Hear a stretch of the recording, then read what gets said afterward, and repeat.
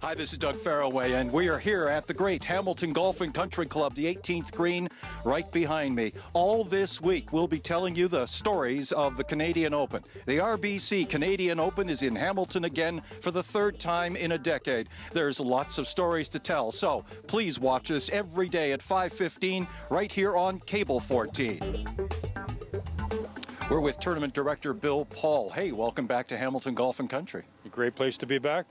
Great start. It's got the sun shining. We got our Mike Weir Invitational out of the way. We got an afternoon Pro-Am, and it's a great day to be here at Hamilton Golf and Country Club. This is one of the top-ranked golf courses in the country. It is esteemed by the professionals as well.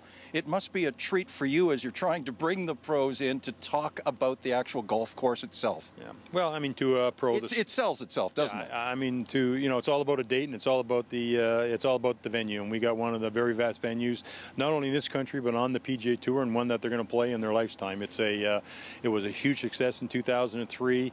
It helped us in 2006, so we made the decision to come back here. And we played a great one last year at Shaughnessy, but when 2012 came and I'm out on tour talking to players, I mean, they've all heard about the golf course if they weren't here, and the ones that were here are great cheerleaders for us. So it's a big plus for us. Well, it really helps when the golf course can sell itself. You're missing one of the important components of selling the tour players, and that's Mike Weir, who's been injured for the last couple of years, because I know he was a great salesman in the locker room for the Open. Yeah, to have a Canadian on top is very, very important.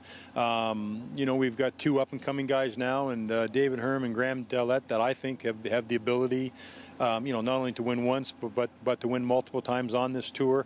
They've been close this year, so I watched Mike on the first tee and on a couple other holes, and he's feeling good. So if you can get between the ears going, it's a lot about of a mental game, and I think he can get back on track.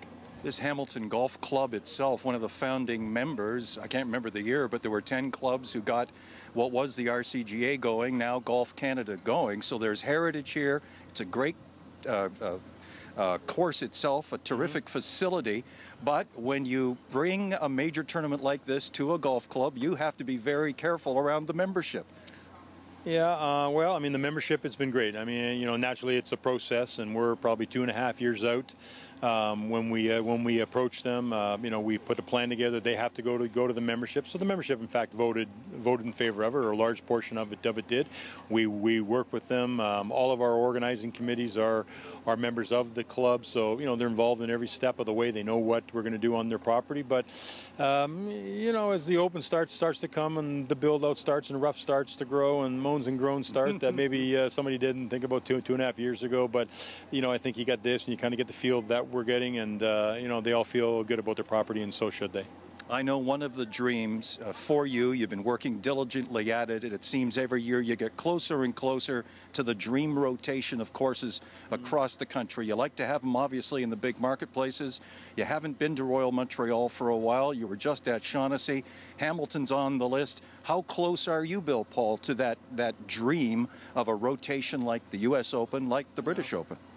Well, I think you'd like to be there. It's not easy. I mean, clubs, it's hard for even this club to for today's board to make a commitment 10 and 12 years out. So, I mean, you do what you can. I think, it seems like we're getting closer to it. But having said that, I don't know you want to get into a true rotation. I guess if you look at the U.S. Open as one thing, there's always a course or two or three that they'll go and look at. They seem to be spending more time on the West Coast. And so, I don't think there's ever a true rotation that you can get into. But certainly to go out and play old traditional golf courses like Hamilton, like St. George's, like a Shaughnessy, like a Royal Montreal, and then have one that's always been a great stalwart for us in Glen Abbey. And if you add a couple more, I think we're almost there. Well, it probably is going to be no, I'll take out the word probably. It's going to be an outstanding week, and you now have the Open champion coming to the Canadian Open. Ernie Els has been committed for some time. He probably scared you a little bit after his win yesterday, but I think it's probably honest Ernie saying, I'm going to go out and have fun tonight. I just won a trophy. I didn't really expect to win. Yeah, I mean, we, naturally when he, I mean, we're all proud, us as organizers and fans that want to see him play. And after he won, certainly we can look forward to it. And maybe his comments were taken out. I mean, he certainly apologized for them. But yes, he did celebrate last night, and will be in town tomorrow. And I was looking forward to teeing it up on Thursday. Now, I have to ask you one more question, because all these blue shirts around here, all the people who put on an event like this, they're so integral, and that's the volunteers. Well, you couldn't do it without them. We have, including the people that are working in concessions and all that, over 2,400. I mean, even if you had to do them in man hours and pay them, I mean, you couldn't afford to run this event. So, maybe more than any other sporting event in this world, volunteers that run golf tournaments, and the RBC Canadian Open is no different. We have the best group of volunteers. Bill Paul, thank you. Thank you, Doug. As Bill Paul mentioned, it takes thousands of people to pull off an event like this, and we're here with a couple of volunteers, Emily and Carlos. And guys, I wanted to ask you, first of all, why did you want to get involved in something like the Canadian Open? With Royal Bank being such a huge title sponsor, Carlos and myself are actually Royal Bank employees. So it was just a great way to get into the community, do some networking, and of course support such a great cause, the Children's Abuse Council as well. So, and to be outside enjoying the beautiful weather instead of in the office wasn't so bad either. So, yeah. And the charitable part of it, Carlos, is a very important piece of the Canadian Open. Absolutely, and personally, for us, giving to charity is putting our time together, and we understand that organizing events depends on volunteers, and having volunteers to come out and put their personal time to ensure that everything goes smoothly. To me, that's a big thank you, and ensure that we do it well.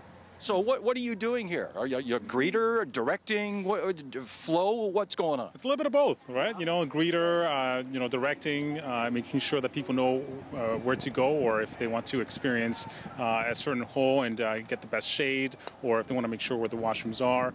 So we want to make sure that everyone's got a smooth experience throughout the tourney.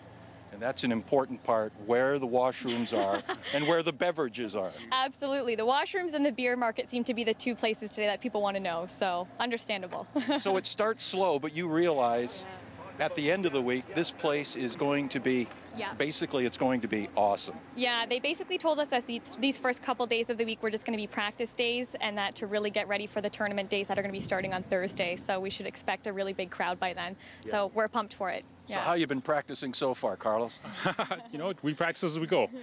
So making sure that we speak to everyone that approaches us, and ensure that if they have any questions, that we answer them accordingly. So basically. Perfect. Learn as we go. Learn as you go. Thank you both so much for helping us out. Thank you so much. It's been a pleasure. It's been a pleasure.